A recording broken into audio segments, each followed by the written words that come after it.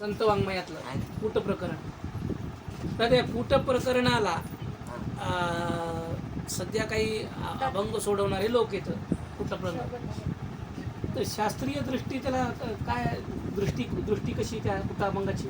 जसं की नाथाच्या घरची उलटी कुण आणि अशी मोठी लागली तहान, किंवा मग मुंगी व्याली शिंगी झाली.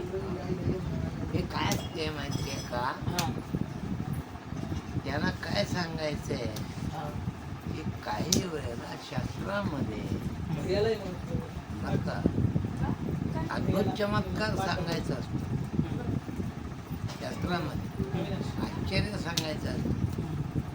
तर ते कळण्याकरता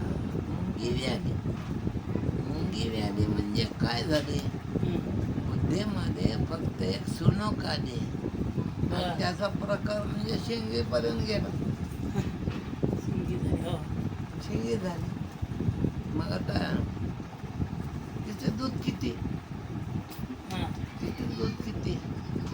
तर जर हे मुंगी म्हणजे माया जर कळली तुम्हाला, तर 17 रांजण असाही पाठ आहे, 18 रांजण असाही पाठ आहे. 18 रांजण म्हणलं तर 18 पुराणं घ्यायचे, 17 रांजण म्हणले तर 17वी जीवनकळा घ्यायची.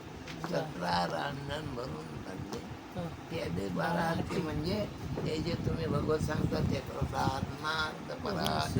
अच्छा, ते 12 भागवत प्याले. हां वा, हे चांगली गोष्ट.